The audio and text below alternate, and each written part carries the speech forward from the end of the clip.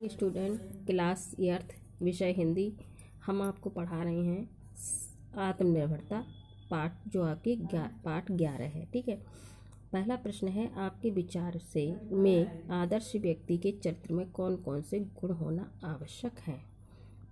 इसका उत्तर है कि आदर्श व्यक्ति के चरित्र में नम्रता, स्वतंत्रता, कोमलता, उच्च लक्ष्यता, दृढ़ निश्चय, स्वावलंबन, साहस और परिश्रमशीलता आदि गुण होने आवश्यक है। दूसरा है, इसमें नम्रता और दब्बूपन में क्या अंतर होता है। इसका उत्तर है, नम्रता से आशय बड़ों का सम्मान करना और छोटे बराबर वालों से अहंकार रहित होकर कोमलता के व्यवहार से है।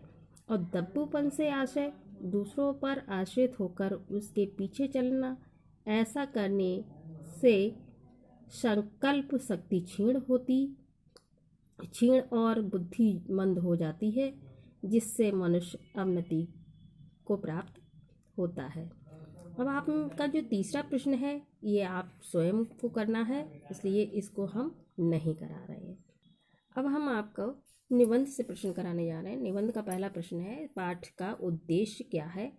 सही कथनों पर सही का चिन्ह लगाइए। तो इसमें आपका ये घ वाला सही है, युवाओं को आत्मनिर्भर बनने की प्रेरणा देना।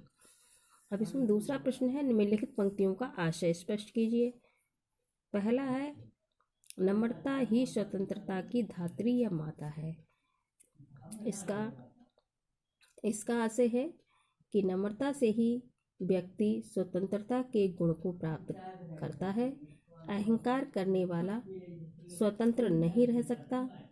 स्वतंत्रता के गुण के लिए बड़ों का सम्मान और छोटों और बराबर वालों से कोमलता का व्यवहार करना चाहिए।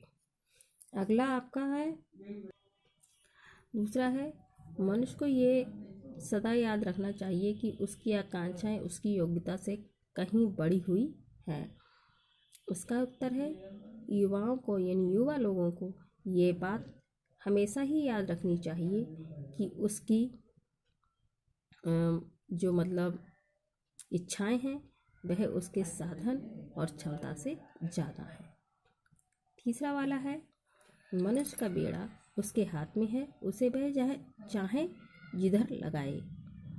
इसका आशय है कि मनुष्य स्वयं अपने भाग्य का निर्माता है। वह चाहे तो उन्नति कर सकता है और चाहे अपने को गर्त में गिरा सकता है, गड्ढे में गिरा सकता है।